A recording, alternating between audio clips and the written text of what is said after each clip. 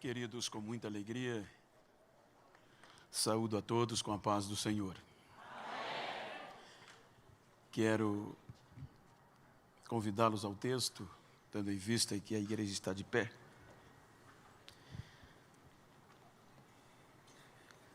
O qual quero transmitir o que está no meu coração, no livro de Esdras, capítulo 4,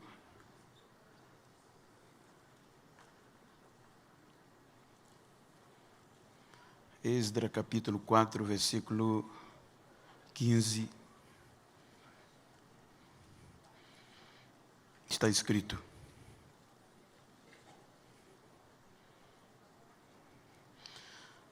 vamos ler o 14 e o 15 para melhor compreensão.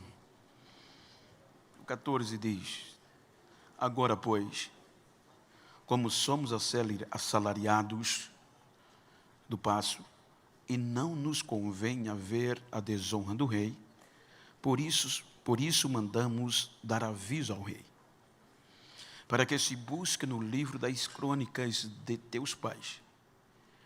E então acharás no livro das crônicas, e saberás que aquela foi uma cidade rebelde e danosa aos reis e províncias, e que nela houve rebelião em tempos antigos, pelo que foi aquela cidade destruída. Queiram tornar os vossos assentos, por favor.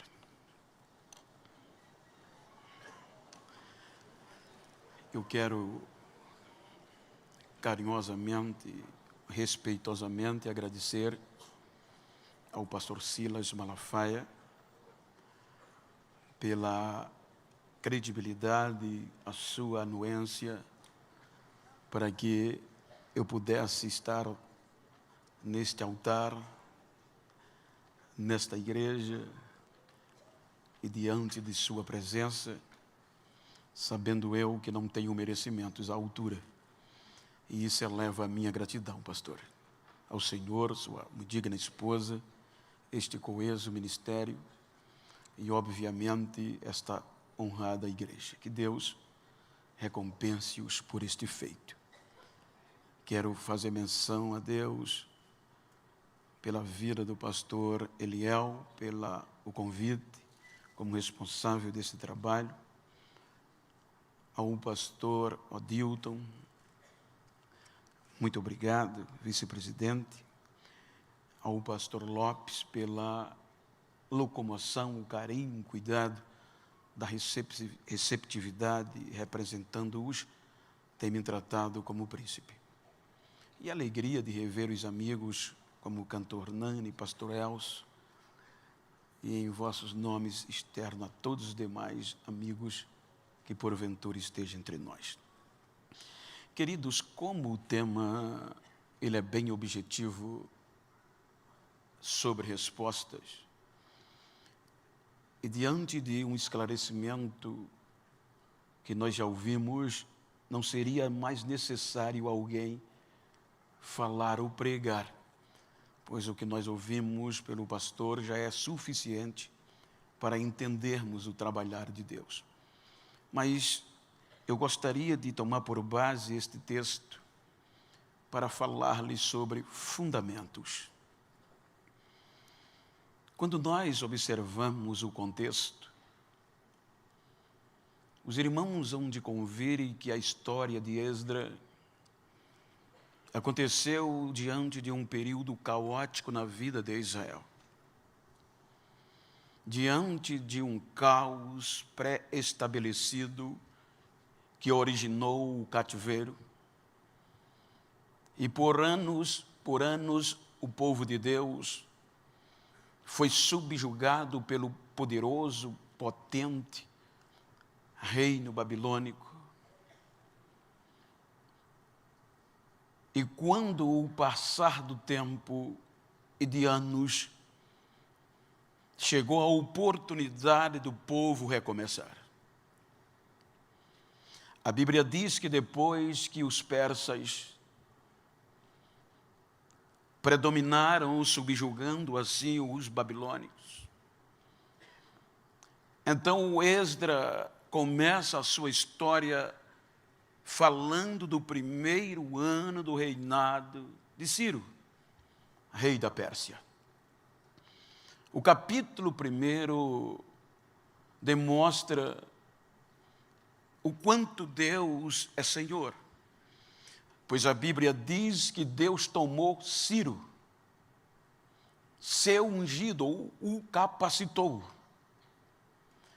E dentro dessa capacitação, gerou no espírito de Ciro um desejo de um pagão motivar, patrocinar a reconstrução de uma história espiritual que havia sido destruída.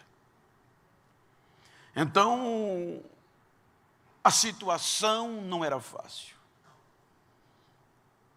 Porque quando Esdras começa a escrever a história, a Bíblia fala que a situação não era boa.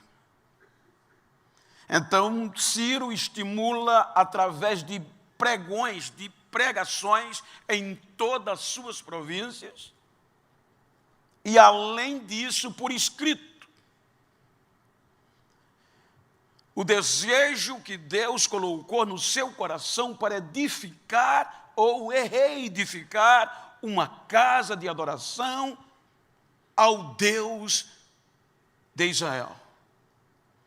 E por isso ele motiva através de mensageiros e escritas para quem do povo de Judá estivesse predisposto a recomeçar, teria liberdade para voltar para Jerusalém, que é em Judá, e dar início a esta grande obra. Então, o contexto histórico mostra que, no capítulo 1, liderados por Zorobabel, por Jesua e outros corajosos, o povo volta para Judá, para recomeçar. Uma história que até aqui estava sem credibilidade e aparentemente destruída. Então a Bíblia diz no capítulo 1 que eles assim o fizeram. E com o passar do tempo, quando eles chegam, este povo não teve capacidade de reconquistar 100% da sua terra, que havia sido tomada por pagãos. Um contexto histórico mostra que eles só conseguiram recuperar cerca de 1/3, que equivale a cerca de 1.200 quilômetros quadrados de todo o total de Israel. Então, todas as outras partes estavam sendo dominadas política, econômica e socialmente por pagãos. Então, o recomeço não era fácil, pois com 1/3 da terra a economia não se desenvolvia, tanto no contexto econômico e com isso o contexto social, a história vai se apertando a ponto de que se Deus não intervém, não ia haver geração de Israel. Porque é daí que surge o casamento dos judeus e judias com os pagãos, por conta desta proporção demográfica que eles não tinham força para recomeçar. Então a Bíblia diz que agora vem Zorobabel, dedicado nas Escrituras, acompanhado de valentes, e chegam em Israel para recomeçar. Mas não era fácil. Se os irmãos observarem o capítulo 1, é de desafios, é coragem. E para recomeçar, é mais difícil do que para começar. Porque para começar, ninguém sabe quem você é, aonde você vai chegar e nem o teu potencial. Mas quando você começa e o incidente vem para você reconstruir a história, não vão querer, porque já sabem quem você é e aonde você pode chegar.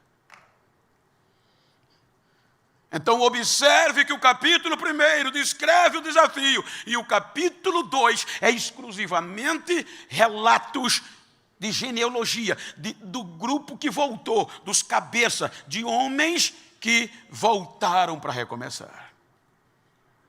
Então, quando nós deparamos com o capítulo 3, chega a hora de recomeçar. E por onde recomeçar?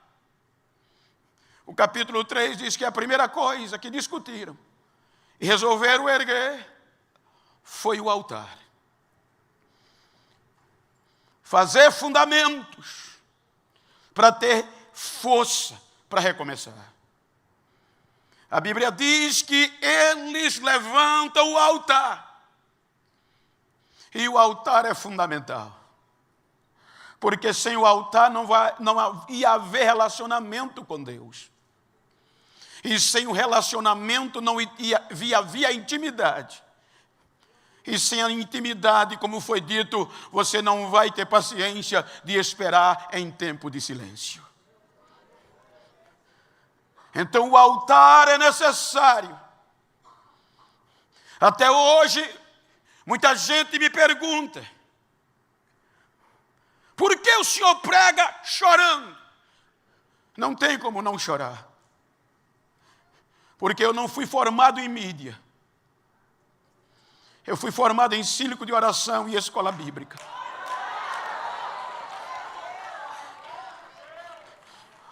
Um dos perigos da nossa geração, não é crítica, é até elogio, é que hoje nós somos bombardeados por um poder midiático tamanho e que não é ruim, muito pelo contrário. Mas se não tivermos cuidado, passamos rápido pela história. Porque o poder da mídia é excepcional. A mídia só precisa no máximo de 24 horas para pegar um desconhecido, um ninguém e fazê-lo despontar. E é nisso que muitos estão se baseando. Mas Deus não trabalha desse jeito. Se você não tiver relacionamento com Deus, não vai entender o seu silêncio. Porque Deus às vezes machuca. Aparece que Ele esqueceu de nós. Porque a mídia só precisa de 24 horas no máximo. Mas para derrubar, ela precisa de menos do que 24 horas para jogar o famoso na lama de novo. Mas Deus demora. Mas jamais abandona e nem esquece. E para isso é preciso relacionamento. Sem altar não vai dar certo. Sem altar, o vento leva rapidamente. Então a primeira coisa que eles fazem para recomeçar é o relacionamento com Deus. Um lugar para chorar, para adorar. Você lembra, eu venho ainda de uma geração que tem pessoas que quando me vê lembram das igrejas antigas, dizem eles, em que quando nós íamos para o culto, era indispensável essa peça. A gente começava o culto antes de sair de casa. E quando a gente entrava nas igrejas, tinha irmãs que andavam com logo 2, porque um não ia ser suficiente para conter as suas lágrimas. Altar é necessário.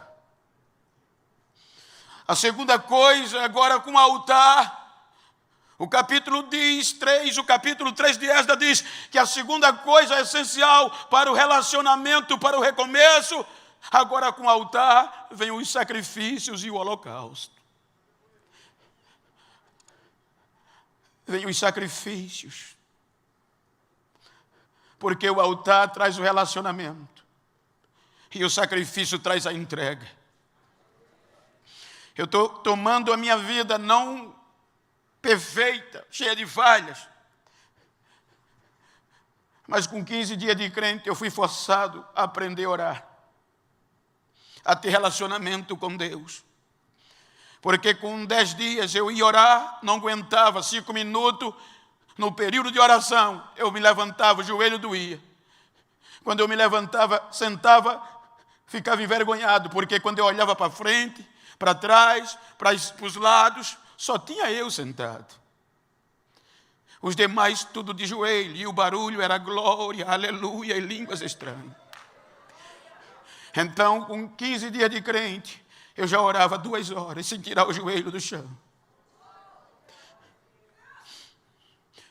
Com 1 mês de crente, eu já orava 8 horas.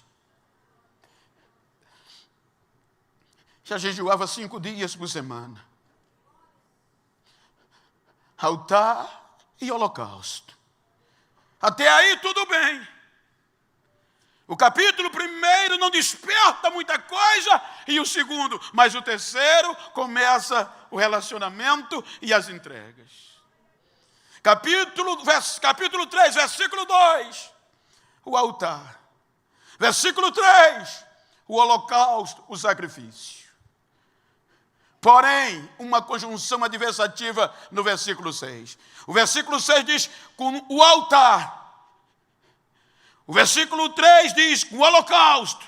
Mas o versículo 6 diz, porém, há uma conjunção adversativa. Faltava alguma coisa para encaixar. Ou seja, os alicerces ainda não tinham sido lançados. E sem o alicerces faltava muito. E enquanto o alicerce não foi fundamentado, não houve perseguição, não houve crise, tudo ia muito bem. Relacionamento, holocausto, festa, alegria, não incomodou. Mas o versículo 10 do capítulo 3 diz, quando os alicerces foram lançados, o negócio melhorou. Quando os alicerces da casa foi fundamentado, e o alicerce não era simplesmente, não é à toa que até hoje, para ter alicerce ele tem que ter pedra. Há historiadores que dizem que na época, história que me falta o nome agora, mas elas dizem que eles tinham que cavar até encontrar pedras, rochas. Então, quando foram lançados, aí foi uma festa só no alicerce. Aí houve sacrifício, houve cantores, aparecem sacerdotes já. A Bíblia diz que a alegria foi tão grande, que aqueles mais antigos que viram a primeira casa, quando viram o alicerce fundamentado, choravam. Uns choravam de alegria, outros preocupados. A Bíblia diz que foi uma alegria tão grande que o choro não dava nem para discernir de quem estava triste e de quem estava alegre, porque era tão alto que de longe se ouvia o grito de alegria e os louvores que eram cantados depois que os fundamentos foram estabelecidos. Os fundamentos estabelecidos. Houve festa. O capítulo 3 termina com esta festa. Mas a Bíblia diz, depois que os alicerces estabelecidos foram, começa o capítulo 4. Agora fundamentados. Aleluia. Aí a Bíblia diz no capítulo 4, que os seus antigos inimigos, que tomava parte de 2/3 da terra de Israel e outros da além do rio, ouviram o barulho de alegria. E agora incomodou, porque Israel já estava fundamentado nesses 3 princípios: altar, holocausto e alicerce. Então o que é que ocorre? A Bíblia diz que vieram representantes destes inimigos. Agora fazer aliança com Zorobabel e com o povo de Deus. E eles disseram: os nossos deuses são bons, o de vocês também é. Então vamos fazer aliança e permita-nos reconstruir, recomeçar com vocês. Aí há uma reunião, dá-se para entender, e Zorobabel toma a palavra e diz: de jeito nenhum. Vocês não podem fazer parte desse negócio, não. Só quem vai poder reconstruir, recomeçar o templo do nosso Deus, somos nós. Aliança com vocês, fora. A probabilidade era favorável. Ora, em crise. Agora, 2/3 das pessoas circunvizinhas, eles com a carta do rei Ciro, com a autoridade real, para recomeçar. Era muito fácil fazer aliança. Vai subir mais rápido, agora vai. Nem toda aliança dá certo. E tem muita gente fazendo aliança com quem não deve. Não é fácil dizer não quando a situação é favorável. Não é fácil rejeitar esta proposta, esta ajuda, quando tudo parece ser favorável. Aí Zorobabel diz: de jeito nenhum. De modo algum vocês vão fazer parte nisso aqui. Para que foi dizer isso? Quando ele fala isso, a Bíblia diz que estes que pareciam ser amigos se revoltaram. E agora começavam a debilitar o povo. E além de debilitar o povo, fazia pressão para o povo não continuar a restauração. As ameaças contratavam pessoas para desestimular os judeus. E agora vão trabalhando. E a Bíblia diz que a força do povo vai debilitando-se, porém Deus estava no negócio. E a obra não parava. Deus estava dentro do projeto. Havia fundamentos. A pressão, a ameaça não parou a obra. Você pode observar que a obra continua. As ameaças, os desestímulos, não parou a obra. Aí vem o capítulo 4, a obra continuando no meio da pressão. Aleluia. A obra continuando no meio das pressões. Como as pressões, os descréditos, as ameaças não pararam a obra, então agora os inimigos resolvem mexer no passado. Aleluia. E não é fácil quando mexe no passado. Veja que o capítulo 4 vai se desenrolando. E é no capítulo 4 que agora se reúnem com as forças. E começam a escrever uma carta para o rei Dário, que já havia substituído, ou Ataxerxes, como queiram interpretar. E nestas cartas, eles vão denigrindo e mexendo no passado de Israel. Nesta carta, ele vai desenrolando e diz ao rei: ora, rei, felicidades, paz seja contigo, rei. Isso era gente importante no meio da política da além do rio. Não eram leigos, eram pessoas esclarecidas que tinham relacionamento diplomático e começaram a escrever para a Pérsia, para Dário, tentando vasculhar o passado de Israel. Rei, nós somos amigos. somos assalariados pelo este contexto e por isso somos fiéis e não queremos ver o vosso fim. Queremos te pedir que vasculhe, que procure no passado desta cidade. E o Senhor vai descobrir que essa cidade é rebelde. O Senhor vai descobrir que essa cidade não presta.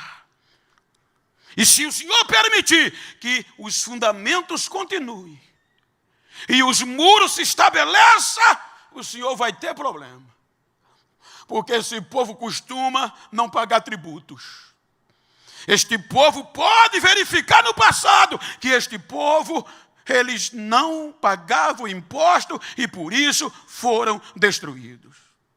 Por isso este povo foi destruído. E a carta chega a Dário. E a Bíblia diz que o rei Dário vai buscar no passado de Israel. E quando busca, está lá claramente nos registros que Israel não era insubordinado, que Israel foi destruído e prejudicou a muitas províncias e a muitos reis. Ou seja, mexer no passado não é fácil. E para recomeçar, a gente tem que encarar algumas coisas do passado. Mas se tem fundamento, não vai ser abalado. Se tem fundamento, vai esperar em Deus. Podem mexer no passado. Diga comigo, estou nem aí. Pode vasculhar. Mas eu tenho fundamento. Vou recomeçar. Não vão me parar, não. Aleluia. Quando mexeram no passado, a Bíblia diz que a obra, o rei Dário, quando lê, que descobre, imediatamente manda a resposta. E a resposta era para parar. Imediatamente eu dou ordem a vocês que cessem esta obra. Parem! E quando eles receberam a resposta, não perderam tempo. A Bíblia diz que eles foram lá e com ordem real, a obra foi interrompida. O capítulo 4 termina com o cessar desta obra. E agora, o que fazer? É ordem real, a ordem foi parar. E tem que parar. E Deus? Não são nesses momentos que vêm os questionamentos? Não são nesses momentos que a dúvida vem? Se foi Deus que mandou e agora parou a ordem real, o que esperar em Deus? É aqui que se não tiver fundamentos, filho, desaparece. É aqui que se não tiver fundamentos, vai embora. É aqui que se não tiver fundamento, fica como muitos, batendo de porta em porta, mudando de ministério, todo momento, querendo resposta. Diga comigo, o chumbo pode cobrir, a coisa vai feder, mas eu não abro. Eu tenho fundamentos. Vou esperar.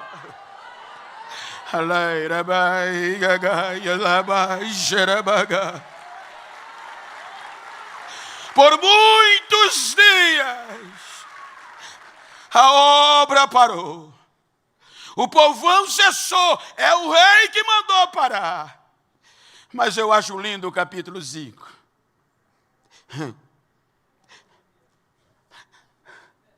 A Bíblia diz que Zorobabel e Jesua e outro que eu me falho o nome à memória, Josadab, salvo engano, não desistiram.